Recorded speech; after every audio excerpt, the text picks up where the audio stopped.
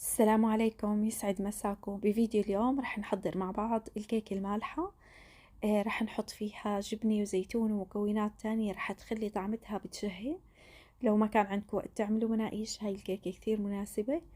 أول شي رح نحضر القالب دهنته بزيت ورشيته بطحين وبأسفله حطيت ورق زبدة.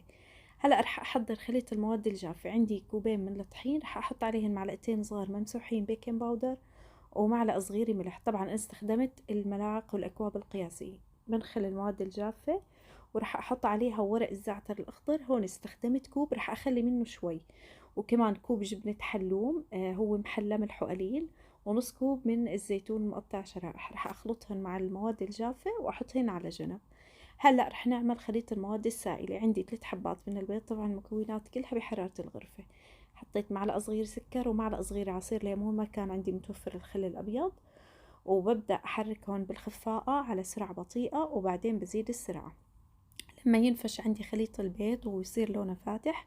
ببدأ أضيف الزيت النباتي، نص كوب عندي هون بضيفهم بالتدريج. ممكن تخلطوا زيت نباتي مع زيت زيتون لو حابين. وعندي هون اللبن أو الزبادي كمان هون بحرارة الغرفة، عندي كوب بضيفه بالتدريج وأنا عم بخفق. هون هلا عندي السرعة متوسطة، بخفقهم ليختلطوا مع بعض. وبعدين راح أقيم الخفاقة وأضيف خليط المواد الجافة. راح أضيف تقريبا 3/4 الخليط وراح أحركه بالشوكة. الشوكة كتير بتساعدني هون بهاي المرحلة. هلا هون في إضافة أنا نسيت أحطها، بس عاد هي ما بتأثر، حطيتوها بالأول ولا بعدين مو مشكلة. الزعتر اللي بناكله مع الزيت حطيت معلقة كبيرة، وضفت باقي خليط المواد الجافة. هلأ لو حابين هون ممكن تحطوا أوريجانو، بس أنا لقيت طعمة الزعتر كثير طيبة. ممكن تحطوا حبة صودا، ممكن تحطوا سمسم. هلأ الخليط اللي أنا بضيفه دائما للكيك البيكربونات مع خل أبيض، بس لأنه مو متوفر عندي رح أستخدم عصير ليمون. خلطت البيكربونات مع عصير الليمون مثل ما انكم شايفين هون كيف عمل عندي فوران. وبحطهن مباشرة فوق خليط الكيك وبحرك بسرعة الخليط. وبعدين بصبه بقالب الكيك اللي أنا مجهزته على جنب. ما تتخيلوا قديش هذا الخليط بيعطي هشاشة لأي نوع من الكيك بتعملوه. طبعا أنا الفرن محميته مسبقا على درجة حرارة 165. أنا فرني بيشتغل من فوق وتحت مع بعض، فبحط الصينية بالرف التحت. انتوا لو فرنكو بيشتغل بس من تحت بتحطوا على الرف الوسط على درجة حرارة 180. هلأ هدول الجبن اللي زادوا عندي قلت رح أخليهم على جنب، بحطهن على وجه الكيكة مع الزيتون مع ورق الزعتر الأخضر. طبعا مثل ما شفتوا أنا سويت سطح الخليط وخبطت القالب هيك خبطة صغيرة على الكاونتر لحتى أطالع فقاعات الهواء الكبيرة. هلأ كمان أنا شو بعمل دائما، عندي صينية مخصصتها هاي ألمنيوم، باخذ ألمنيوم مغطيتها بورق قصدير، بحط فيها أي قالب كيك. هيك بضمن إنها ما تحترق عندي الكيكة.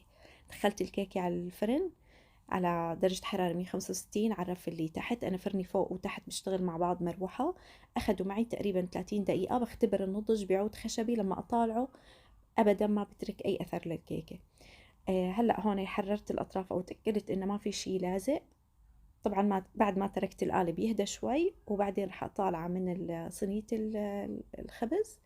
وهي عندي القالب الكيك المالحة جاهز. زينته بورق الزعتر الأخضر وبتقدم مع كاسة شاي. عن جد طعمتها كثير طيبة. بتمنى إنكم تجربوا هاي الوصفة بنفس الخطوات اللي أنا عملتها، وأنا متأكدة إنكم كثير رح تحبوها. كيكة سهلة وبسيطة وخفيفة، ومثل ما انكم شايفين الخليط الجبن والزيتون كيف موزع بالكيكة بالتساوي ومو معجنة أبدا. بتمنى انها تكون عجبتكم وصفتي لليوم. بتمنى انكم تطبقوها وتشاركوني تطبيقاتكم على مجموعتي على الفيسبوك او حتى صفحتي على الانستغرام. واذا كنتوا لسه مو مشتركين بقناتي مطبخ اسراء كيتشن 1، يا ريت تشتركوا وما تنسوا تفعلوا زر الجرس لحتى يوصلكوا اشعار بكل شي جديد. شكرا كتير لحسن المتابعة، واستنوني ان شاء الله مع وصفات جديدة.